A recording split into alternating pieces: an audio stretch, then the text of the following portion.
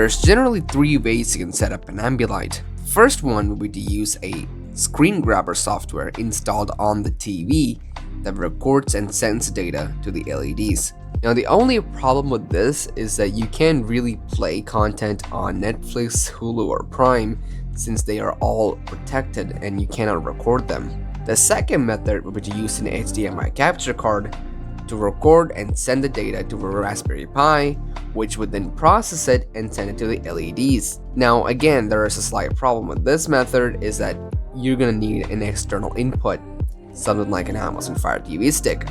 But let's get real here. Most of us now have a smart TV. There's no point in using an external input.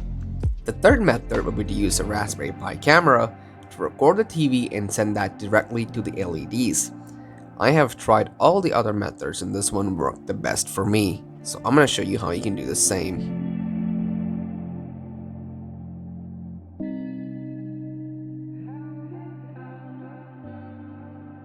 The first thing I did was attach the LEDs to the back of the TV.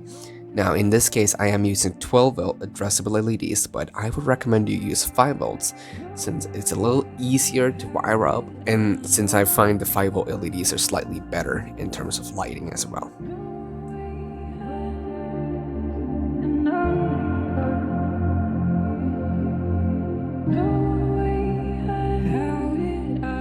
To control the LEDs, I'll be using an ESP8266 that's running WLED.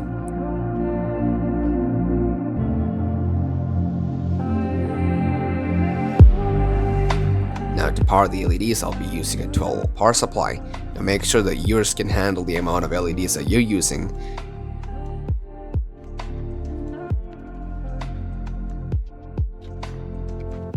Now once all that is done, you can connect WLED to the app on your phone, go to the config page and set up the amount of LEDs that you have.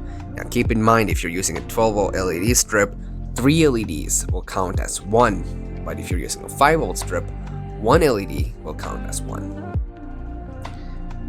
Now on the Raspberry Pi, we're going to be installing something called the Hyperion OS. Now there is a wonderful documentation here that tells you exactly how to do it, and so I'm not going to go over the details because honestly, this documentation page does it better than I can. Now once you have installed Hyperion on your Raspberry Pi, you just go over to the IP address and then you're going to be taken to this page. Right here, this is probably the page that you're going to be seeing first. First thing you're going to do is go to the LED output and select your WLED instance. So the controller type would be WLED, and then select the device that's running on the TV. And then you're going to go to LED output, and then you're going to select the number of pixels you have on the top, the left, and the right. Next thing you're going to do is select the source. In this case, we're going to be using the Raspberry Pi camera. Now, at first, the camera might be disabled, so you might want to go to the Raspberry Pi configuration to enable it. Once it's enabled, you can select the camera right here, and then you can go to capturing hardware and change the settings just in case it doesn't work the way you want to. For me, I had to change the hardware brightness, saturation, and the contrast. And then you might want to crop it so that the only thing that you're seeing is the TV. So right in here, in my case, I'm not seeing any of the sides. I'm only seeing the TV.